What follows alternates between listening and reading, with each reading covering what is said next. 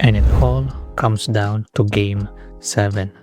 Stakes are high, pressure is high, and the crowning of a new champion is different than ever. Lalo't hindi taga Southeast Asia yung nag-uwi ang kampyonato.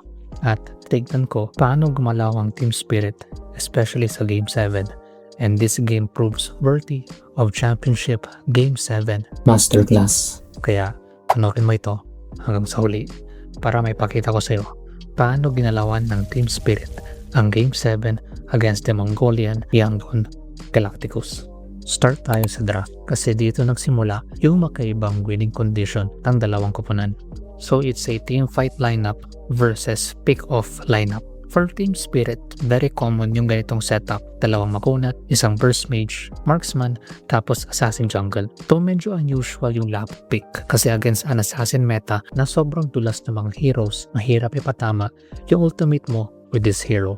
However, nagawa niya ng paraan ni Coach Coldstar by picking Melissa, Valentina, and Gadot. Kasi itong mga heroes na ito ay may crowd control, mini stunts, and slows para ma-complement yung highly mechanical skills ng Lapu and madali lang mapapatama ni Kid Bomba yung damage niya with this lineup.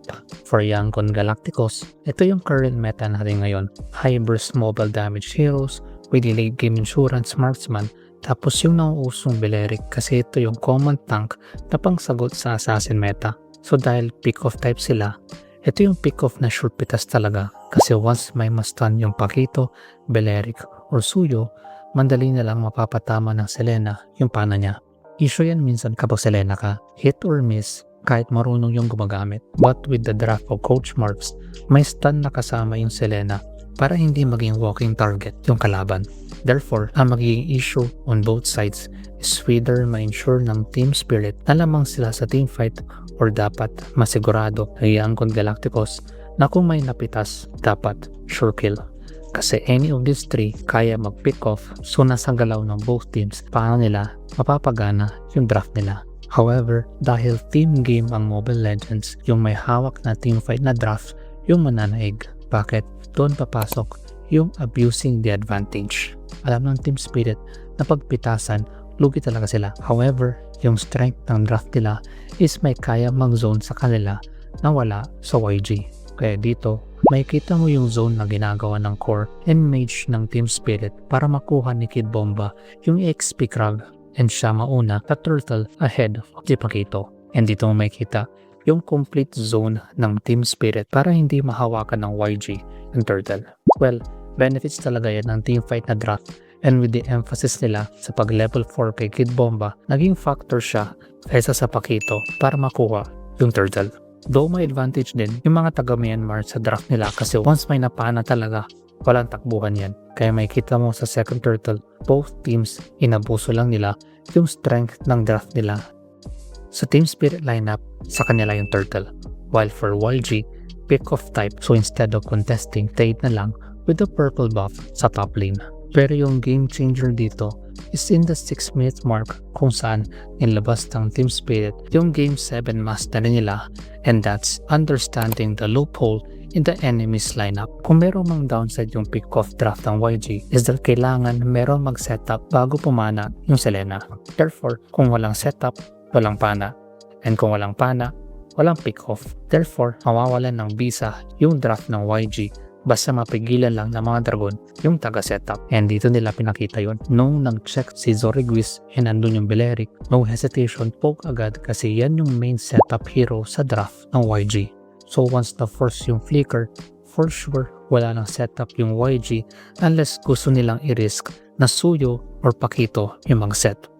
And to add a layer of insurance, pinoke ni Hiko yung Claude para kapag turtle team fight, dalawa sa YG yung hindi makakasama, diba? So technically, in this situation, walang contest or knockout na mangyayari kasi gets ng team spirit yung butas sa draft ng YG.